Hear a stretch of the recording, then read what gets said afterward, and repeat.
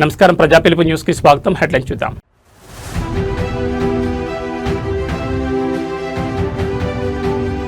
శ్రీకాకుళం జిల్లాలో సీఎం చంద్రబాబు పర్యటన, నరసన్నపేటలో స్వచ్ఛాంధ్ర స్వర్ణాంధ్ర సందడి.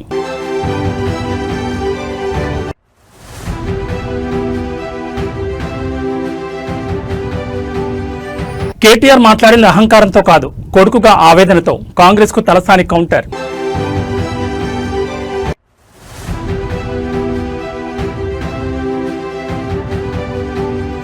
అప్పట్లో ఉచిత కరెంట్, సమయానికి నీళ్లు, గత కేసీఆర్ పాలన గుర్తు చేసుకుంటున్న రైతాంగం.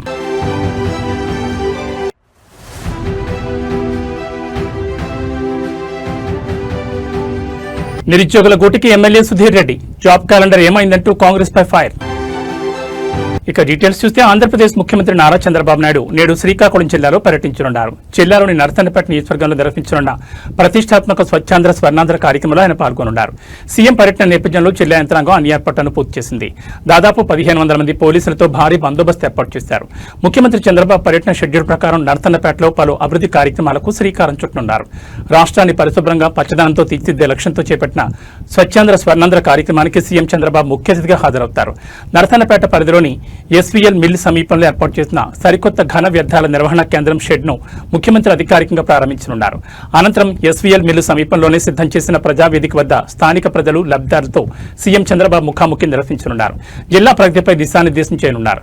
ముఖ్యమంత్రి పర్యటన దృష్ట్యా ఎలాంటి అవాంఛనీయ సంఘటనలు జరగకుండా జిల్లా ఎస్పీ పర్యవేక్షణలో 1500 మంది పోలీసు సిబ్బందితో నిరంతర నిఘా మరియు గట్టి భద్రతను ఏర్పాటు చేశారు. ముఖ్యమంత్రి పర్యటనతో శ్రీకాకుళం జిల్లా నరసన్నపేటలో పొలిటికల్ సందడి నెలకొంది. పార్టీ శ్రేణులు, అధికారులు సీఎంకు ఘనస్వాగతం పలికేందుకు సిద్ధమయ్యారు.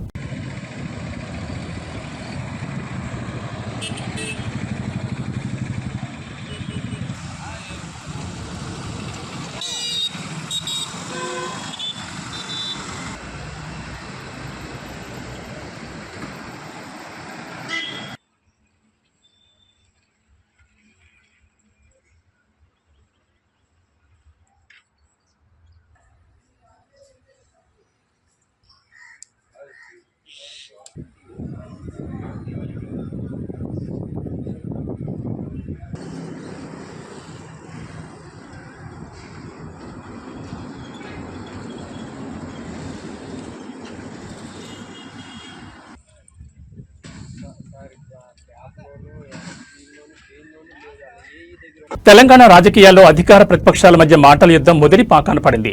బీఆర్ఎస్ వర్కింగ్ ప్రెసిడెంట్ కేటీఆర్ దూకుడుపై కాంగ్రెస్ నేతలు చేస్తున్న విమర్శలను మాజీ మంత్రి ఎమ్మెల్యే తలసాని శ్రీనివాస్ యాదవ్ తీవ్రస్థాయిలో తిప్పికొట్టారు. కేసీఆర్ ఉద్దేశించి ముఖ్యమంత్రి రేవంత్ రెడ్డి చేసిన వ్యాఖ్యలను ప్రస్తావిస్తూ ఒక కొడుకుగా కేటీఆర్ ఆవేదనను అర్థం చేసుకోవాలంటూ తలసాని చేసిన వ్యాఖ్యలు ఇప్పుడు పొలిటికల్ సర్కిల్స్ లో హాట్ టాపిక్ గా మారాయి. హైదరాబాద్ లో మీడియా ముందుకొచ్చిన తలసాని శ్రీనివాస్ యాదవ్ కాంగ్రెస్ వైఖరిపై నిప్పులు చెరిగారు.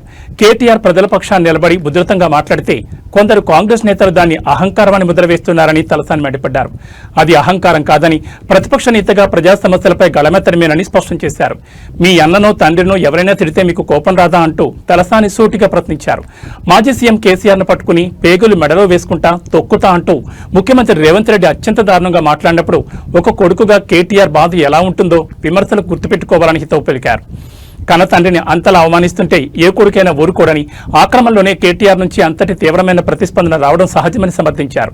ముఖ్యమంత్రి భాషను మార్చుకోకుండా కేటీఆర్ ప్రసంగాలను తప్పుపట్టడం తగదంటూ తలసాని చేసిన ఈ వ్యాఖ్యలు ఇప్పుడు అధికార ప్రతిపక్షాల మధ్య మరింత మంటలు రేపేలా ఉన్నాయి. ఈ మధ్యకాలంలో కేటీఆర్ గారు చాలా ఉధృతంగా ముందుకెళ్తారు, ఉధృతంగా మాట్లాడినప్పుడు కొంతమంది బాగా మాట్లాడుతుండంటారు, కొంతమంది ఏమంటారు ఈయనకు అహంకారం ఎక్కువ అని చెప్పి కొంతమంది మాట్లాడుతారు.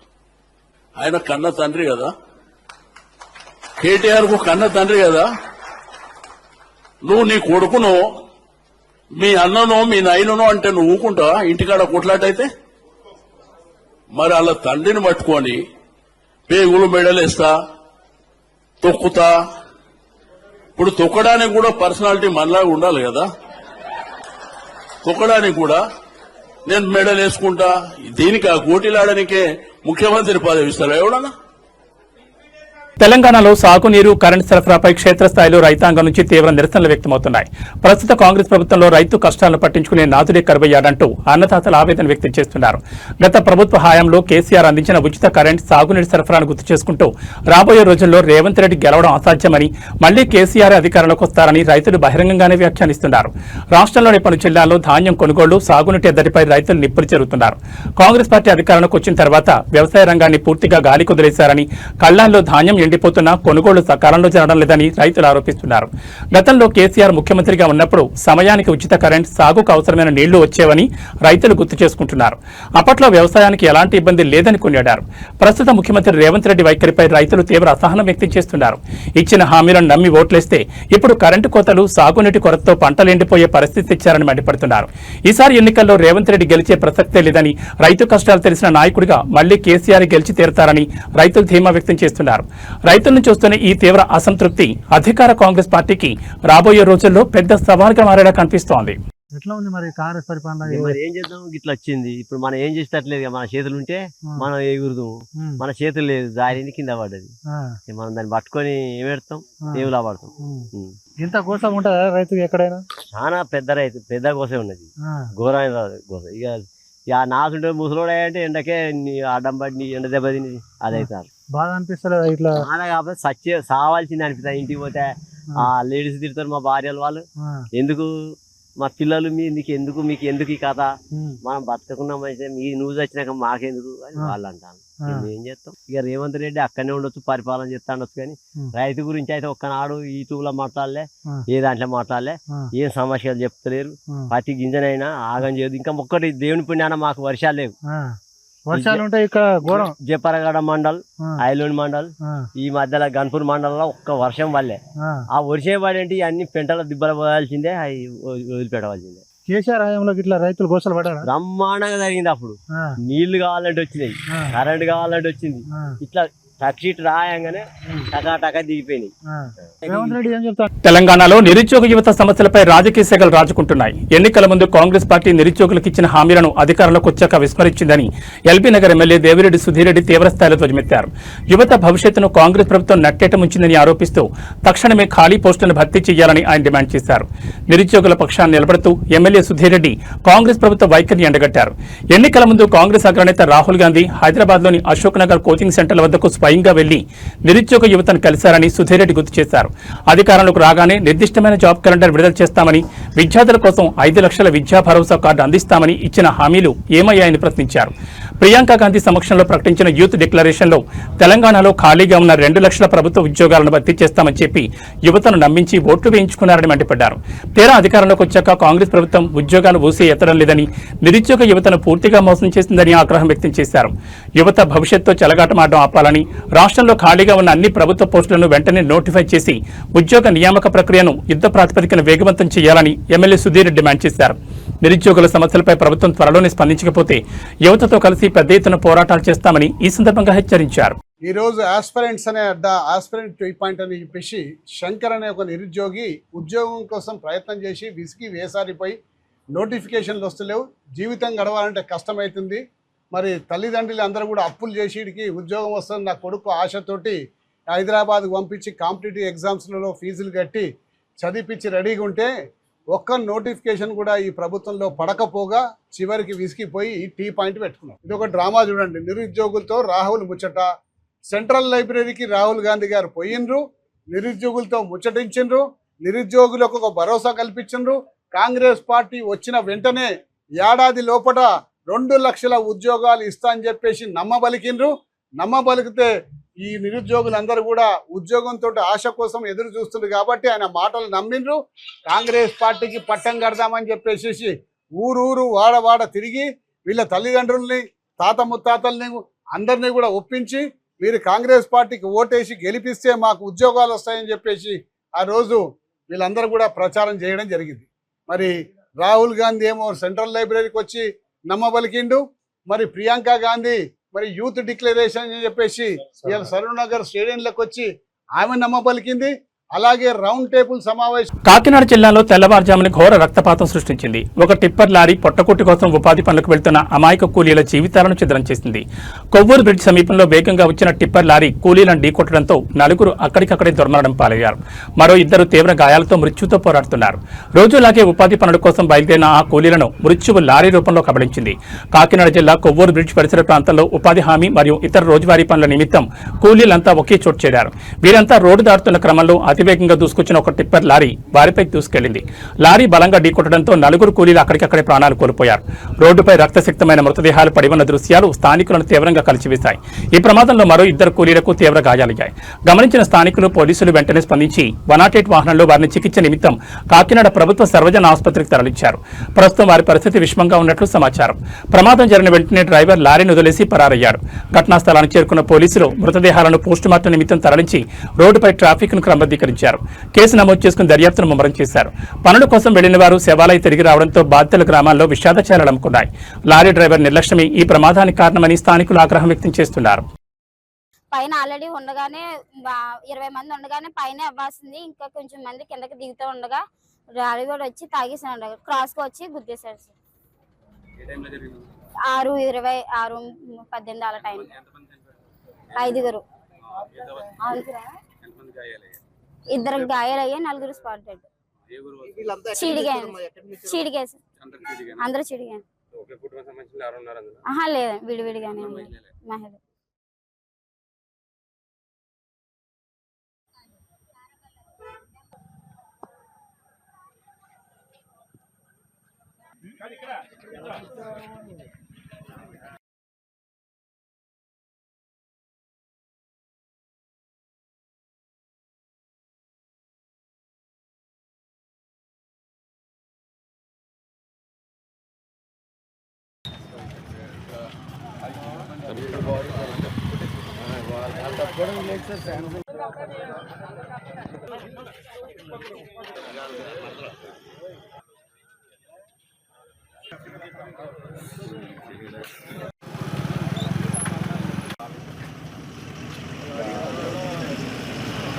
కేంద్ర మంత్రి బండి సంజయ్ కుమారుడిపై నమోదైన ఫోక్సో కేసు వ్యవహారం రోజుకో మలుపు తిరుగుతోంది. ఈ కేసులో బండి సంజయ్ పేరును వాడకుండా కోర్టు గ్యాగ్ ఆదేశాలు ఇచ్చినట్టు జరుగుతున్న ప్రచారంపై హైకోర్టు న్యాయవాది జీలకర్ర శ్రీనివాస్ తీవ్రస్థాయిలో మండిపడ్డారు. ఇవన్నీ పచ్చి అబద్దాలని, ప్రజలను తప్పుదో పట్టించేలా కొందరు లాయర్లు ప్రచారం చేస్తున్నారని ఆయన ఆరోపించారు. హైదరాబాద్ లో మీడియా ముందుకొచ్చిన అడ్వకేట్ జీలకర్ర శ్రీనివాస్ ఈ వివాదంపై లీగల్ అంశాలను ప్రస్తావించారు. తన కొడుకు కేసులో తన పేరును ప్రస్తావించొద్దని బండి సంజయ్ సిటీ సివిల్ కోర్టులో కేవలం పిటిషన్ మాత్రమే దాఖలు చేశారని, ఆ పిటిషన్ కి ఇంకా కేసు నెంబర్ కూడా కేటాయించలేదని శ్రీనివాస్ స్పష్టం చేశారు. కేసు లిస్టు కాకముందే కోర్టు ఆదేశాలు ఇచ్చేసినట్టు ప్రచారం చేయడం దుర్మార్గమని దుయ్యబట్టారు. బీజేపీకి అనుకూలంగా ఉండే కొందరు అభిమాన లాయర్లు సమాజాన్ని తప్పుదో పట్టించేలా అబద్దాలు ప్రచారం చేస్తున్నారని, ఇది పవిత్రమైన న్యాయ వృత్తికే అవమానమని ఆయన ఆవేదన వ్యక్తం చేశారు. రాజకీయాలు చేయాలనుకుంటే పార్టీ ఆఫీసులు చూసుకోవాలని, నల్లకోటు వేసుకుని న్యాయ వృత్తికి అప్రదిష్ట తీసుకురావద్దని హెచ్చరించారు. లేని ఆదేశాలను ఉన్నట్లుగా చూపిస్తూ ఫేక్ ప్రచారం చేసిన సదరు న్యాయవాదులపై బార్ కౌన్సిల్ కఠిన చర్యలు తీసుకోవాలని శ్రీనివాస్ డిమాండ్ చేశారు. కేంద్ర మంత్రి చుట్టూ తిరుగుతున్న ఈ లీగల్ వివాదం ఇప్పుడు అటు రాజకీయంగా ఇటు న్యాయవర్గాల్లోనూ తీవ్ర చర్చనీయాంశంగా మారింది. అదే సమయంలో ఇంకొక ముఖ్యమైన విషయం, సిటీ సివిల్ కోర్టులో బండి సంజయ్ పేరుని వాడకూడదని కేసు వేస్తే కోర్టు తీర్పులు ఇచ్చిందని, ఉత్తర్వులు ఇచ్చిందని చెప్పి కొంతమంది లాయర్లు మీడియా ముందు మాట్లాడారు. అది పచ్చి అబద్ధం. అసలు హైకోర్టుకే వెకేషన్ పీరియడ్లో ఆర్డర్స్ ఇవ్వడానికి లేకపోతే సిటీ సివిల్ కోర్టుకి ఆ ఆర్డర్ ఇచ్చే అధికారం ఎక్కడుంటుందండి? ఒకటి, అసలు అది ఫైల్ చేశారు అంతే, కేవలం ఫైల్ చేశారు, ఇంకా నెంబర్ కూడా కాలేదు. అది బెంచ్ ముందుకి ఆర్గ్యుమెంట్ కూడా రాలేదు.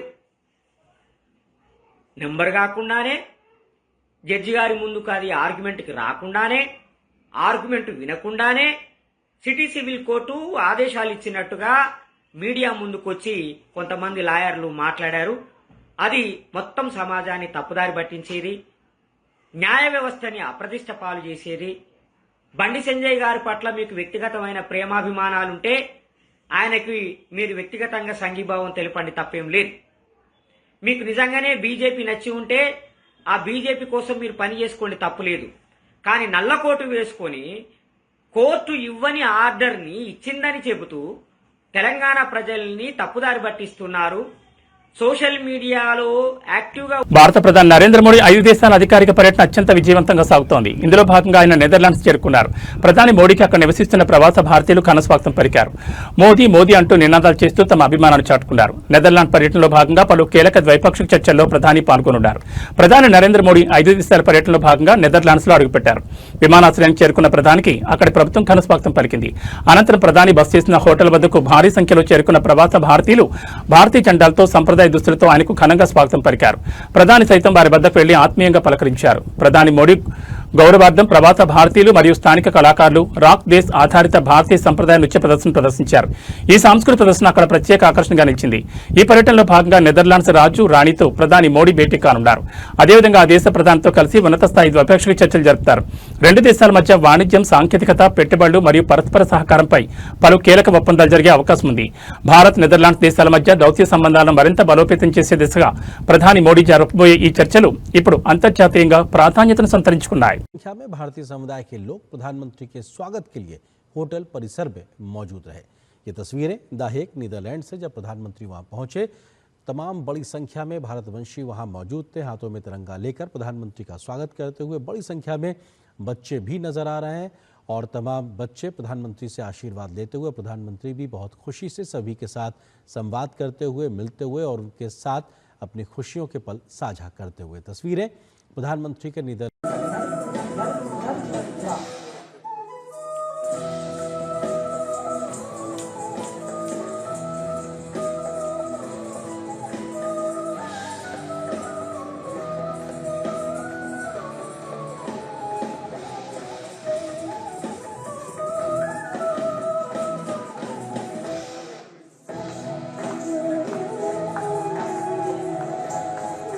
హైదరాబాద్ నగరవాసులారా జాగ్రత్త.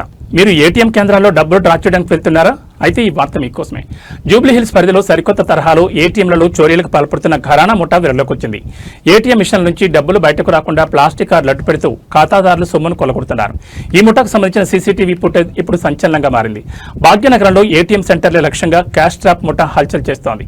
ఈ ముఠా సభ్యులు ముందుగానే ఏటీఎం కేంద్రాలకు చొరబడి క్యాష్ వచ్చే స్లాట్ వద్ద ఎవరికీ కనిపించకుండా ఒక ప్లాస్టిక్ కార్డును అడ్డుగా పెడుతున్నారు. ఆ తర్వాత వచ్చే ఖాతాదారులు డబ్బుల కోసం పిన్ నెంబర్ కొట్టినా ట్రాన్సాక్షన్ సక్సెస్ అని పడినా డబ్బులు మాత్రం బయటకు రావు. మిషన్ చెడిపోయిందని భావించి ఖాతాదారు బయటకు వెళ్లగానే ఈ ముఠా లోపలికి వచ్చి ఆ ప్లాస్టిక్ కార్డును తీసి అందులో ఇరుక్కుపోయిన క్యాష్తో హాజరవుతున్నారు. జూబ్లీ హిల్స్ పోలీస్ స్టేషన్ పరిధిలోనే కేవలం గత 15 రోజుల్లో ఇలాంటి వరుస సంఘటనలు 3 చేసి తెచ్చుకోవడం స్థానికంగా కలకలం రేపుతోంది. వరుసగా ఖాతాదారుల సొమ్ము మాయమవుతుండటంతో అలర్ట్ అయిన బ్యాంక్ మేనేజర్ దీనిపై జూబ్లీ హిల్స్ పోలీసులకు అధికారికంగా ఫిర్యాదు చేశారు. ఏటీఎం కేంద్రాల్లోని సీసీటీవీ ఫుటేజ్ను పరిశీలించిన పోలీసులు నిందితులను గుర్తించే పనిలో పడ్డారు. ఏటీఎం కేంద్రాల్లో డబ్బులు రానప్పుడు వెంటనే బ్యాంక్ అధికారులను గానీ, సెక్యూరిటీ గార్డును గానీ సంప్రదించాలని పోలీసులు సూచిస్తున్నారు. ఈ క్యాష్ ట్రాప్ ముఠా నెట్వర్క్ నగరం మొత్తం విస్తరించి ఉందా అనే కోణంలో పోలీసులు దర్యాప్తును ముమ్మరం చేశారు.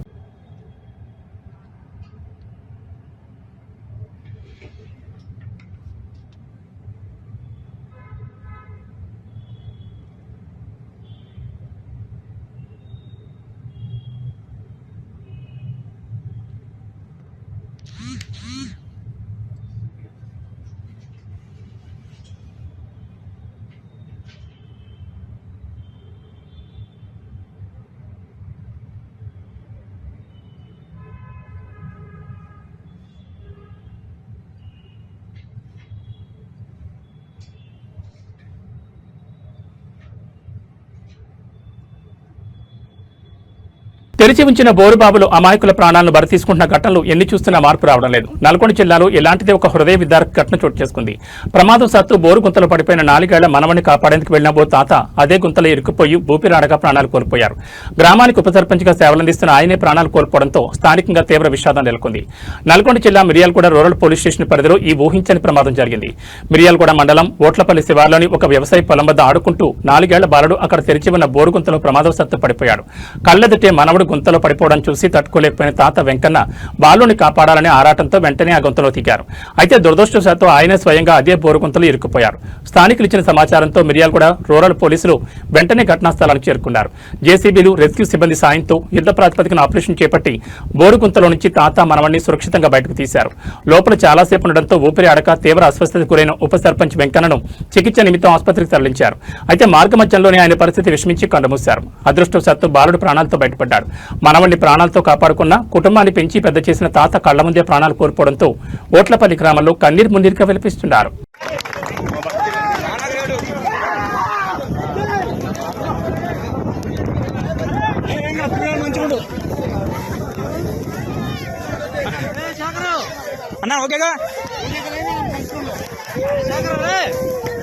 వరంగల్ జిల్లాలో ధాన్యం కొనుగోళ్లపై ఇంధన ధరల ఎఫెక్ట్ గట్టిగా పడేలా కనిపిస్తోంది. లారీ అసోసియేషన్లు రవాణా ఛార్జీలు పెంచాలంటూ డిమాండ్ చేస్తుండటంతో కొనుగోలు కేంద్రాల నుంచి ధాన్యం తరలింపు నిలిచిపోయే ప్రమాదం ఏర్పడింది.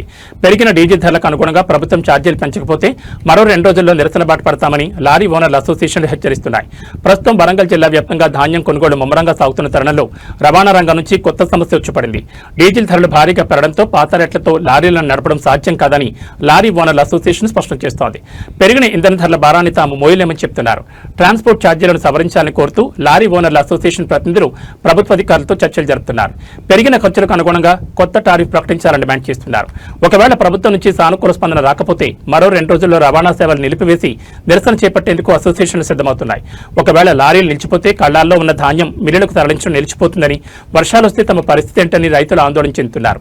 ప్రభుత్వం తక్షణమే స్పందించి లారీ యజమానుల సమస్యను పరిష్కరించి ధాన్యం తరలింపునకు ఆటంకం కలగకుండా చూడాలని జిల్లా రైతాంగం కోరుతోంది.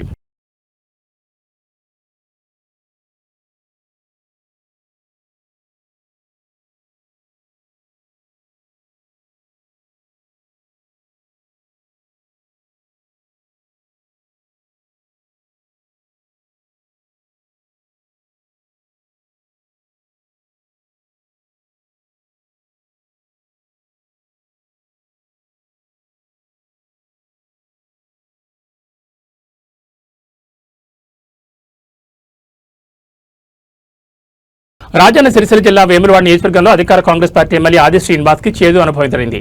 చందుర్తి మండలం మాల్యాల గ్రామంలో పర్యటించిన ఆయనను స్థానిక మహిళలు, రైతులు గట్టిగా నిలదీశారు. సాగునీటి విడుదల నుంచి ధాన్యం కొనుగోళ్ల వరకు ప్రభుత్వ వైఫల్యాన్ని ఎండగడుతూ మహిళలు ఆగ్రహం వ్యక్తం చేయడంతో అక్కడ ఉద్రిక్త వాతావరణం నెలకొంది. మాల్యాల గ్రామానికి వచ్చిన ఎమ్మెల్యే ఆది శ్రీనివాస్ ను గ్రామ మహిళలు ఒక్కసారిగా అడ్డుకున్నారు. సకాలంలో సాగునీరు సరిగ్గా విడుదల చేయకపోవడం వల్ల తాము తీవ్రంగా నష్టపోయామని, పంటలు ఎండిపోయే పరిస్థితి వచ్చిందని మహిళలు ఎమ్మెల్యే ఎదుట ఆవేదన వ్యక్తం చేశారు.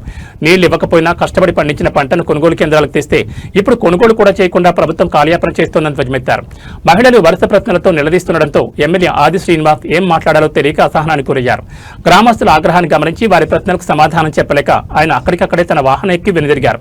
అధికారంలోకి వచ్చి ఇన్ని రోజులైనా క్షేత్రస్థాయిలో రైతుల సమస్యలను పట్టించుకోవడం లేదని, కేవలం ఓట్ల కోసమే వస్తున్నారంటూ మాల్యాల గ్రామస్తులు ఈ సందర్భంగా తీవ్ర అసంతృప్తిని వ్యక్తం చేశారు. ఎమ్మెల్యే ఆది శ్రీనివాస్ పర్యటనలో జరిగిన ఈ ఘటన ఇప్పుడు వేములవాడ నియోజకవర్గంలో తీవ్ర చర్చనీయాంశంగా మారింది.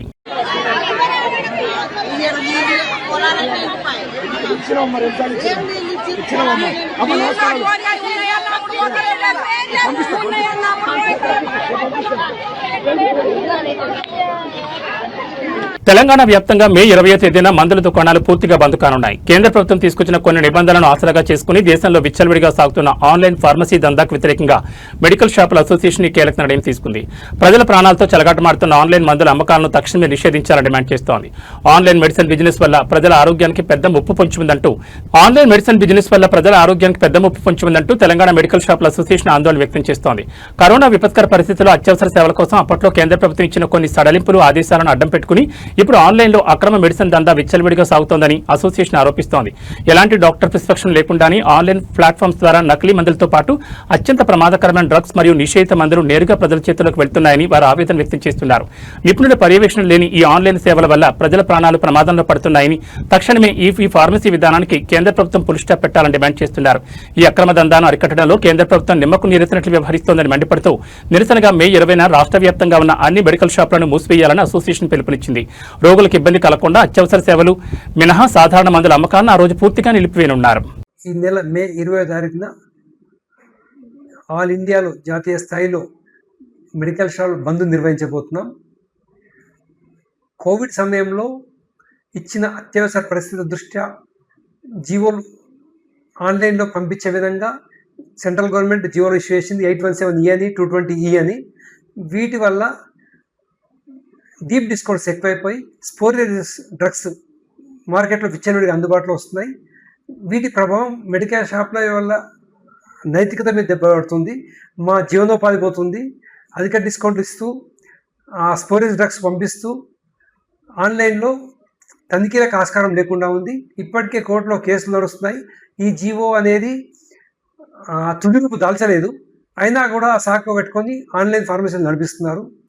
దీనికి ఆన్లైన్ ఫార్మసీకి వ్యతిరేకంగా, ఈ చట్ట వ్యతిరేక కార్యక్రమాలకు వ్యతిరేకంగా మేము ప్రజల ఆరోగ్య దృష్ట్యా ప్రజలకి ఏదైతే ఆన్లైన్లో యాంటీబయాటిక్స్ కానీ హ్యాబిట్ ఫార్మింగ్ భార్యాభర్తల మధ్య వచ్చిన ఓ గొడవ పసి ప్రాణాన్ని బలి తీసుకుంది. అలిగి పుట్టింటికి వెళ్లిందన్న కోపంతో కన్న ప్రేమను మర్చిన ఓ ఉన్మాద తండ్రి తన 4 ఏళ్ల సొంత కూతుర్ని నూతిలో పడేసి అత్యంత కిరాతకంగా హతమార్చాడు. తూర్పుగోదావరి జిల్లా గాదరాల గ్రామంలో జరిగిన ఈ హృదయవిదారక ఘటన స్థానికంగా తీవ్ర కలకలం రేపుతోంది. తూర్పుగోదావరి జిల్లా గాదరాల గ్రామంలో మానవత్వానికి మచ్చ తెచ్చే ఘటన వెలుగు చూసింది.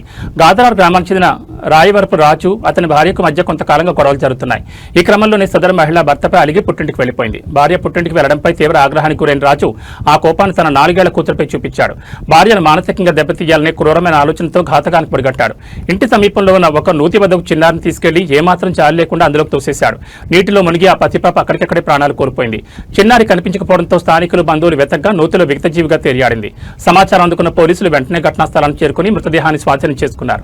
నిందితుడు రామవరపు రాజును అదుపులోకి తీసుకుని కేసు నమోదు చేశారు. భార్యపై కోపంతో అమాయకు బిడ్డను పొట్టను పెట్టుకున్న తండ్రిపై గాదరాల గ్రామస్తులు తీవ్ర ఆగ్రహం వ్యక్తం చేస్తున్నారు. నిందితుడికి కఠిన శిక్ష పడేలా చూడాలని డిమాండ్ చేస్తున్నారు.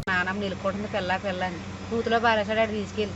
తర్వాత ఏమో నా పిల్ల లేదు, నా మనవరాలు ఎదురని గోల్ చేస్తుంటే మేము ఊరందరం వచ్చి ఇక్కడ కూర్చుని వాళ్ళందరూ చూసి ఎదురా పిల్లని అక్కడ పారేసావంటే అది ఆ బిడ్డ ఉంది కదండి వెళ్ళిసారా అని ఆ పిల్ల వెళ్ళి నూతులన్నా పాడేసాడేమో చూద్దామనేసి ఆ పిల్ల వెళ్ళి సెల్లైట్ వేసి చూస్తే నూతులో తేలిపోయిందంటండి ఆ బిడ్డ. అసలు ఏంటమ్మా దేనికి అలా చేశాడు? దేనికంటే తాగేసి భార్య లేదని ఆవిడ ఎక్కడ ఉంటుంది? ఆడ పాలచేరలో ఉంటుందండి. వాళ్ళ బాబాయ్ వాళ్ళు తీసుకెళ్ళిపోరండి పాలచేర. వాళ్ళ బాబాయ్ వాళ్ళ పాలచేరలు తీసుకుపోరు. ఆ అమ్మాయిని తీసుకుపోయి అప్పుడే 2 వారాలు 3 వారాలు అవుతుందండి. మొన్న వారం పిల్లల్ని తీసుకొచ్చి ఇక్కడ అప్పచెప్పేసిందండి. పెద్ద పిల్ల ఎక్కడే ఉంటుంది వాళ్ళ నాన్నమ్మ దగ్గర. చిన్న పిల్లని కూడా తీసుకొచ్చి అప్పచెప్పేసిందండి. ఎవరనుకున్నారో భార్య. వాళ్ళ బాబాయిలు ఇంటికాడ ఇంట్లో సామానం ఉంటే వాళ్ళ బాబాయిలు ఇంటికాడ ఇక్కడ ఉంటుందండి ఇల్లు. వాళ్ళ రెండో బాబాయిలు ఇంటికాడ దాచేసుకుని సామానం ఆ పిల్లని ఇక్కడ వదిలేసేసి వాళ్ళ మా నానమ్మతో వాళ్ళ బుల్లిబాబు వాళ్ళతోటి వాళ్ళ పెన్నమ్మలతోటి ఆటో ఎక్కేసి పాలచేరలు వెళ్ళిపోయింది. ఆ పిల్లల్ని వదిలేసి ఎదవ తాగేసి. తెలంగాణలో డ్రగ్స్ నెట్వర్క్ రూట్ మార్చింది. కేవలం హైదరాబాద్ కే పరిమితం కాకుండా ఇప్పుడు జిల్లాలకు కూడా పాకింది. యాదాద్రి భువనగిరి జిల్లా కేంద్రంలో భారీగా డ్రగ్స్ విక్రయిస్తున్న అంతర్రాష్ట్ర ముఠాను పోలీసులు గుట్టురట్టు చేశారు. ఏకంగా బంగ్లాదేశ్ సరిహద్దుల నుంచి బ్రౌన్ షుగర్ తీసుకొచ్చి ఇక్కడ విక్రయిస్తున్న 2 కేటుగాళ్లను పోలీసులు చాకచక్యంగా అదుపులోకి తీసుకున్నారు. యాదాద్రి భువనగిరి జిల్లా పోలీసులు మత్తుమొట్ట ఆట కట్టించారు. భువనగిరి పట్టణంలో గస్తీ నిర్వహిస్తున్న పోలీసులకు 2 వ్యక్తులు అనుమానాస్పదంగా కనిపించారు. భువనగిరి పరిసర ప్రాంతాల్లో అనుమానాస్పదంగా తిరుగుతున్న ఆ 2 వ్యక్తులను ఆపి పోలీసులు సోదాలు నిర్వహించారు. వారి వద్ద ఉన్న సంచులను పరిశీలించగా భారీగా నిషిద్ధ బ్రౌన్ షుగర్ డ్రగ్స్ లభ్యమవడంతో పోలీసులు ఒక్కసారిగా షాకు గురయ్యారు. నిందితులను పోలీస్ స్టేషన్ తరలించి తమదైన శైలిలో విచారించగా విస్తుపోయే నిజాలు వెలుగు చూశాయి. ఈ ముఠా ఏకంగా భారత్ బంగ్లాదేశ్ సరిహద్దు ప్రాంతాల నుంచి ఈ అత్యంత ప్రమాదకరమైన బ్రౌన్ షుగర్ ను గుట్టుచప్పుడు కాకుండా రవాణా చేస్తున్నట్లు ఒప్పుకున్నారు. తక్కువ ధరకే డ్రగ్స్ తెచ్చి ఇక్కడ స్థానిక యువతను టార్గెట్ చేస్తూ భారీ రేట్లకు విక్రయిస్తున్నట్లు విచారణలో తేలింది. 2 నిందితులను అరెస్ట్ చేసిన పోలీసులు వారి వద్ద నుండి డ్రగ్స్ ను స్వాధీనం చేసుకున్నారు. ఈ ముఠా వెనుక ఇంకా ఎవరెవరున్నారు, భువనగిరిలో వీరికి సహకరిస్తున్న స్థానిక ఏజెంట్లు ఎవరు అనే కోణంలో పోలీసులు లోతుగా దర్యాప్తు చేస్తున్నారు.